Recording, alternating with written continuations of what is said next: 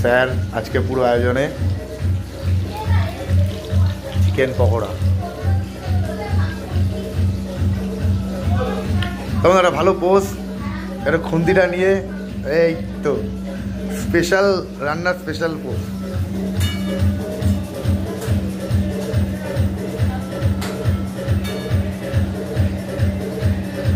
ইউটিউবে যাবে কিন্তু।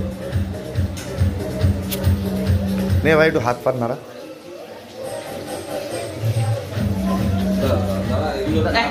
না তুললে তো দিতে হবে।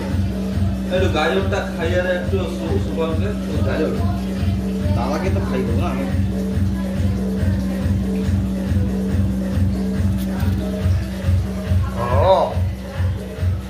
এবার গাজরটা কেমন খাচ্ছ বল?